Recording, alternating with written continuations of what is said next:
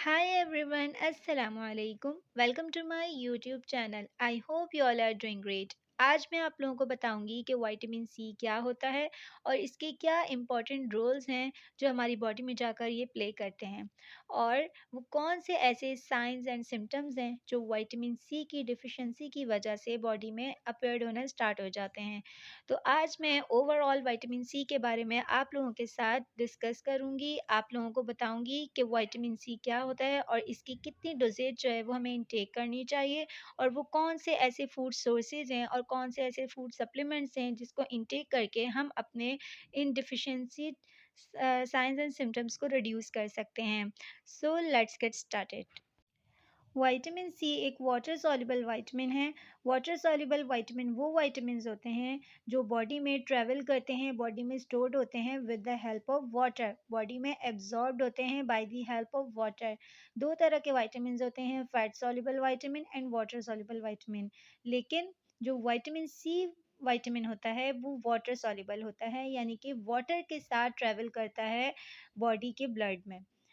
70% vitamin C जो है loss हो जाता है, वो अपनी कैपेबिलिटी लूज कर देता है ड्यूरिंग कुकिंग। यानी कि जो विटामिन सी वाले फूड्स हैं, विटामिन सी वाले जो वेजिटेबल्स या फ्रूट्स हैं, उसको कुकिंग टेम्परेचर अगर हम देंगे तो विटामिन सी लॉस हो जाएगा।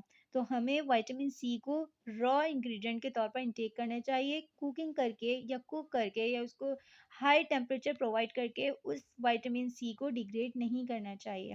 इसको एस्कॉर्बिक एसिड भी कहते हैं। अगर किसी प्रोडक्ट में ये लिखा है कि इसके अंदर एस्कॉर्बिक एसिड प्रेजेंट है तो इट मीन्स दैट उसके अंदर विटामिन सी है।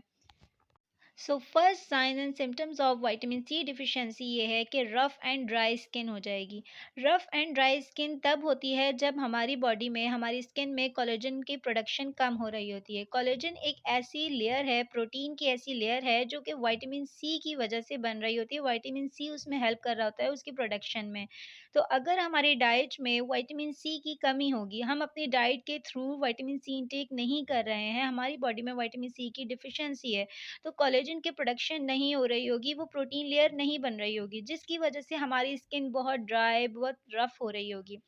तो इसीलिए हमें अपनी डाइट में विटामिन सी इंक्लूड करना होगा ताकि वो जो रफ और ड्राई स्किन है और कोलेजन प्रोडक्शन है वो प्रॉपर तरीके से हो सके।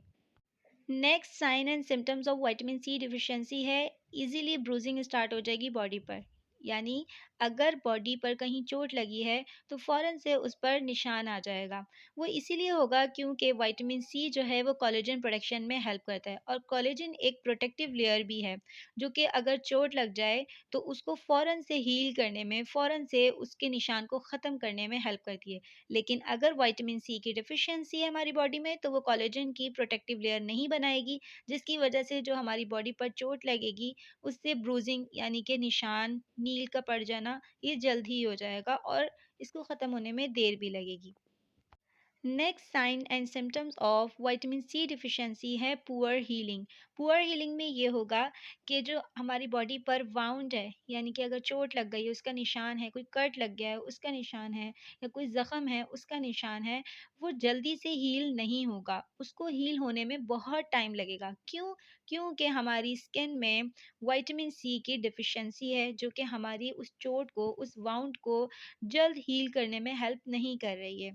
तो vitamin C deficiency wound healing में देर करती है।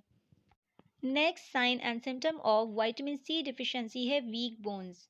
हम अपनी डाइट के थ्रू कैल्शियम ले रहे हैं और विटामिन डी ले रहे हैं। विटामिन डी कैल्शियम को एब्जॉर्ब करता है हमारी बोन्स में, लेकिन हम विटामिन सी नहीं ले रहे। तो इसका मतलब ये है कि कैल्शियम को एब्जॉर्ब विटामिन डी तो करता है, लेकिन विटामिन सी की डिफिशिएंसी की वजह से कैल्शियम तब भी एब्जॉर्ब नहीं हो रहा है। तो हमें विटामिन सी को भी इंटेक करना होगा क्योंकि विटामिन सी भी कैल्शियम को एब्जॉर्ब करता है। 60% कैल्शियम को एब्जॉर्ब करता है विटामिन डी, और रिमेनिंग 40% एब्जॉर्ब करता है विटामिन सी। तो अगर हम कैल्शियम के साथ विटामिन डी ले रहे हैं और विटामिन सी हम अपनी बॉडी में इनटेक ही नहीं कर रहे हैं, हमें अपनी डाइट के थ्रू ले ही नहीं रहे हैं, तो 40% कैल्शियम हमारा एब्जॉर्ब नहीं हो रहा। जब कैल्शियम एब्जॉर्ब नहीं होगा तो हमारी बोन्स को कैल्शियम नहीं मिलेगा, और जब बोन्स को प्रॉपर कैल्शियम 100% कैल्शियम नहीं मिलेगा तो हमारी बोन्स वीक होना स्टार्ट हो जाएंगी। विटामिन सी की डिफिशियंसी की वजह से हमारी बॉडी में जॉइंट पेन कॉज हो सकता है, क्योंकि जॉइंट पेन कॉज जब होता है, कोलेजन प्रोडक्शन नहीं हो रही होती और कार्टिलेज प्रॉपरली जो है वो फॉर्म नहीं हो रहे होते। कोलेजन प्रोडक्शन और कार्टिलेज की formation by the help of vitamin C ही होती है। तो अगर हम अपनी बॉडी में विटामिन सी की डिफिशियंसी कॉज कर देंगे, डाइट के थ्रू इनटेक नहीं करेंगे विटामिन सी, या सप्लीमेंट नहीं लेंगे विटामिन सी के, तो हमारी बॉडी में बहुत पेन होगा, यानी कि जॉइंट पेन कॉज होगा। नेक्स्ट, जो सीवियर किस्म की डिफ़िशियंसी होती है, जो सीवियर किस्म का सिम्पटम अपीयर होता है, वो है एनीमिया। एनीमिया आयरन डिफ़िशियंसी को कहते हैं। अब हम ये कह रहे हैं कि हम अपनी बॉडी में अपनी डाइट के थ्रू आयरन को इनटेक कर रहे हैं, लेकिन फिर भी हमारे अंदर आयरन की डिफ़िशियंसी आ रही है। उसकी सबसे बड़ी वजह ये है कि हम आयरन के फूड के साथ, यानी जो भी हम आयरन इनटेक कर रहे हैं थ्रू डाइट, उसके साथ हम विटामिन सी इनटेक नहीं कर रहे हैं। क्योंकि जैसे कैल्शियम को एब्जॉर्ब करने में विटामिन डी की तरह काम करता है, लॉक की तरह काम करता है, यानी कि उसको लॉक कर देता है हमारी बॉडी में कैल्शियम को। इसी तरीके से आयरन को एब्जॉर्ब करने में, आयरन को लॉक करने में हमारे ब्लड में विटामिन सी हेल्प करता है। तो अगर हम आयरन के साथ विटामिन सी इनटेक नहीं कर रहे हैं तो हमारा आयरन एब्जॉर्ब करने का या आयरन इनटेक करने का कोई फ़ायदा नहीं है।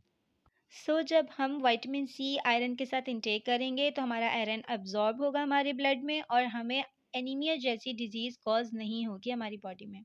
विटामिन सी की डिफ़िशियंसी की वजह से हमारी बॉडी में फैटीग कॉज़ हो जाएगा। फैटीग कहते हैं थकावट को। हमारी बॉडी थकी-थकी रहेगी, किसी भी काम को परफ़ॉर्म करने में एक्टिव नहीं होगी।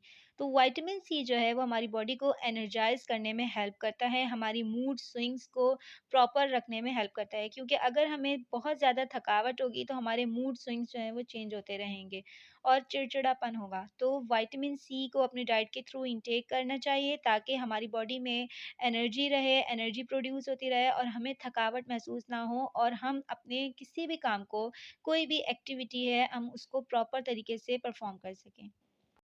विटामिन सी की डिफ़िशियंसी की सबसे बड़ी इंडिकेशन ये है कि हमारी गम्स में से ब्लीडिंग होगी। स्कर्वी कहते हैं ब्लीडिंग गम्स, यानी हमारे मसूड़ों में से जो खून निकलना स्टार्ट हो जाता है, वो उसकी सबसे बड़ी वजह ये होती है कि हमारी बॉडी में विटामिन सी की डिफ़िशियंसी होती है। हमारे गम्स जो हैं वो वीक होते हैं, हमारे टीथ जो हैं वो स्ट्रॉन्ग नहीं होते, वीक टीथ होते हैं। तो अगर हम अपने डाइट के through proper vitamin C intake करेंगे तो हमें स्कर्वी जैसी जो बीमारी है, जो डिज़ीज़ है, उससे बच सकते हैं, यानी कि हमारे गम्स में जो हमारे मसूड़े हैं उसमें से जो ब्लीडिंग हो रही है वो ख़त्म हो सकती है, उससे हम बच सकते हैं। विटामिन सी की डिफ़िशियंसी की एक इंडिकेशन ये भी है कि हमारे जो इम्यून सिस्टम सेल्स हैं वो वीक हो जाएंगे, यानी हमारे जो गार्ड सेल्स हैं, जिसको हम इम्यून सेल्स भी कहते हैं, वो वीक होंगे, वो प्रॉपर तरीके से एक्टिव नहीं होंगे। Monocyte, macrophage, mast cells, dendrite cells, natural killer cells, neutrophil और ऐसे बहुत सारे T cells and B cells जो हैं, उसकी फॉर्मेशन, उसको एक्टिव रखना, उसको स्ट्रॉन्ग करना विटामिन सी का काम है। तो अगर हम अपनी डाइट के थ्रू विटामिन सी इंटेक नहीं कर रहे हैं और हमारी बॉडी को प्रॉपर विटामिन सी नहीं मिल रहा है, जो एप्रोप्रिएट अमाउंट में मिलना चाहिए, तो ये जो इम्यून सिस्टम सेल्स हैं, इनकी जो परफॉर्मेंस है वो सही से नहीं हो पाएगी, और जब इनकी परफॉर्मेंस सही से नहीं हो पाएगी तो कोई भी वायरल इन्फेक्शन या कोई भी बैक्टीरियल इन्फेक्शन हमारी बॉडी में इजीली एंटर हो जाएगा, और ये सेल्स वीक होने की वजह से उन वायरल इन्फेक्शन को किल नहीं कर पाएंगे, फाइट नहीं कर पाएंगे, जिसकी वजह से हमारा इम्यून सिस्टम वीक होगा और हमें जल्द कोई भी डिजीज़ जो है वो लग सकती है। तो विटामिन सी जो है वो अल्टीमेटली हमारे इम्यून सिस्टम को स्ट्रॉन्ग करने में भी हेल्प करता है। विटामिन सी की डिफ़िशियंसी की वजह से हमारी बॉडी में हाई ब्लड प्रेशर जो है वो कॉज़ हो सकता है। तो अगर किसी पर्सन को ब्लड प्रेशर है, हाई ब्लड प्रेशर है, तो उसको विटामिन सी वाले फूड, विटामिन सी वाले सप्लीमेंट इनटेक करने चाहिए, ताकि उसका हाई ब्लड प्रेशर जो है वो मैनेज रहे, रिड्यूस रहे। क्योंकि विटामिन सी जो है वो ब्लड वेसल्स को रिलैक्सेशन प्रोवाइड करता है और ये हेल्प करता है ब्लड प्रेशर को लो करने में। और हमारे जो अडल्ट्स होते हैं अगर वो हेल्दी हैं, उनको तब भी विटामिन सी इंटेक करना चाहिए ताकि उनका फ्यूचर में कभी ब्लड प्रेशर हाई ना हो। और अगर कोई हाई ब्लड प्रेशर वाला पेशेंट है तो उसको भी विटामिन सी की सप्लीमेंट्स और फूड्स को अपनी बॉडी में इंटेक करना चाहिए ताकि उसका जो हाई ब्लड प्रेशर है वो लोअर पर आ जाए, यानी कि मैनेज हो जाए, बैलेंस में आ जाए। विटामिन सी की डिफ़िशियंसी की वजह से हार्ट डिज़ीज़ भी कॉज़ हो सकती है, क्योंकि विटामिन सी का काम ये है कि वो ब्लड को लिक्विडिफ़ाई रखता है, ब्लड को थिक नहीं होने देता। अगर हमारे ब्लड थिक हो जाए तो वो हमारी ब्लड वेसल्स को ब्लॉक कर देगा, आर्टरीज़ को ब्लॉक कर देगा और प्रॉपर तरीके से रेगुलेशंस नहीं हो पाएगी और जो हमारा हार्ट है वो प्रॉपर पंपिंग नहीं कर पाएगा। जब प्रॉपर पंपिंग नहीं हो रही, आर्टरीज़ ब्लॉक हुई हुई हैं और ब्लड रेगुलेट नहीं प्रॉपर हो पा रहा, तो उसकी वजह से हार्ट डिजीज़ कॉज़ हो सकती है। तो विटामिन सी का काम ये होता है कि जब वो बॉडी में जाता है तो वो हमारे ब्लड को थिक की तरफ से हटाकर थिन करता है और हमारी ब्लड को लिक्विडिफाई करता है, जिसकी वजह से प्रॉपर रेगुलेशन होती है ब्लड की, वेसल्स में से प्रॉपर ब्लड पास होता है, प्रॉपर आर्टरीज में से ब्लड पास होता है और जो हमारा हार्ट है वो प्रॉपर पंपिंग करता है। और रिस्क ऑफ हार्ट डिजीज़ से हम बच सकते हैं अगर विटामिन सी प्रॉपर तरीके से हम इनटेक करें तो। विटामिन सी की डिफिशियंसी का एक साइन एंड सिम्टम ये भी है कि हमारी बॉडी में ब्लड यूरिक एसिड हाई हो जाएगा। यूरिक एसिड क्या होता है? यूरिक एसिड एक यूरेट है, एक क्रिस्टल्स है। क्रिस्टल्स फॉर्मेशन स्टार्ट हो जाती है हमारी जॉइंट में क्रिस्टल्स स्टोर होना स्टार्ट हो जाते हैं, या फिर वो यूरिक एसिड हमारी किडनी में स्टोन्स के तौर पर स्टोर होना शुरू हो जाते हैं, जिसकी वजह से हमारी किडनी में बहुत पेन होता है, हमारे जॉइंट्स में बहुत पेन होता है, आर्थराइटिस कॉज हो जाता है। तो जो विटामिन सी है वो उसका काम ये है कि वो हमारे ब्लड में यूरिक एसिड की फॉर्मुलेशन नहीं होने देता, यूरेट की फॉर्मेशन नहीं होने देता, क्रिस्टल्स नहीं बनने देता। अगर क्रिस्टल्स बन भी रहे होंगे तो वो उसको ब्रेकआउट करने में हेल्प करेगा। तो विटामिन सी रिच फूड्स और सप्लीमेंट इंटेक करने चाहिए ताकि हमारा ब्लड यूरिक एसिड लेवल जो है वो रिड्यूस रहे। विटामिन सी की डिफिशियंसी की वजह से हमारे ब्रेन में एक डिजीज़ कॉज हो जाती है जिसको थिंकिंग डिसऑर्डर कहते हैं, जिसको हम कहते हैं डिमेंशिया। डिमेंशिया एक थिंकिंग डिसऑर्डर है जो कि विटामिन सी के लो लेवल की वजह से कॉज हो सकता है। तो अगर हम अपनी बॉडी में विटामिन सी को प्रॉपर इंटेक करेंगे तो हमारा थिंकिंग डिसऑर्डर यानी डिमेंशिया जो है वो कॉज नहीं होगा। डिमेंशिया एक ऐसा थिंकिंग डिसऑर्डर है जो कि हमारी मेमोरी को, हमारे जो ब्रेन फंक्शन है उसको रिड्यूस करेगा, हमारी मेमोरी को रिड्यूस करेगा और हमारी मेमोरी को एनहेंस नहीं होने देगा। तो अगर हम विटामिन सी इंटेक करेंगे तो हमारी डिमेंशिया जैसी डिसऑर्डर से हम बच सकते हैं और हमारी मेमोरी जो है वो इंक्रीज़ होगी। सो इन दी एंड अगर मैं विटामिन सी को समराइज़ करूँ कि ये विटामिन सी हमारे लिए इम्पोर्टेंट क्यों है, बेस्ट क्यों है, क्योंकि ये कोलेजन फॉर्मेशन करता है, जो कि वाउंड हीलिंग में हेल्प करता है, एंटीऑक्सीडेंट प्रॉपर्टीज़ हैं इसकी जो कि प्रोटेक्ट करता है हमारे सेल्स को फ्री रेडिकल से, आयरन एब्जॉर्प्शन में हेल्प करता है जो कि इम्पोर्टेंट रोल प्ले करते हैं for growth, for immunity, for digestion, for haemoglobin production. अगर हम विटामिन सी को इनफ अमाउंट में इंटेक नहीं करेंगे तो हमारी बॉडी में टायर्डनेस हो जाएगी, वीकनेस हो जाएगी, मसल्स एंड जॉइंट पेन्स होंगे, ड्राई स्किन होगी, स्प्लिटिंग हेयर्स होंगे, स्वेलिंग होगी, डिस्कलरेशन होगी और गम्स में से ब्लीडिंग होगी और नोज ब्लीडिंग होगी। कुछ ऐसे फूड सोर्सेज हैं जो कि बहुत इंपॉर्टेंट सोर्सेज हैं जिसके थ्रू हम विटामिन सी को इंटेक कर सकते हैं। विटामिन सी हमें सिर्फ प्लांट सोर्स से मिलता है, एनिमल सोर्स से हमें कोई भी विटामिन सी नहीं मिलता। विटामिन सी की सोर्सेज में इंक्लूड हैं फ्रूट्स एंड वेजिटेबल्स, जिसमें इंक्लूडेड हैं ऑरेंजेस, ब्लैकबेरीज, लेमन, स्ट्रॉबेरीज और ग्रीन पेपर और बेल पेपर और papaya, mango, guava, pineapple. Vegetables में इंक्लूडेड हैं sprouts, chilli, cabbage, green peas, broccoli, onion, garlic, cauliflower और गूसबेरी, जिसको हम आंवला भी कहते हैं। So thanks for watching this video. Don't forget to subscribe my channel, hit the bell icon, like this video and share with your all friends. Allah Hafiz.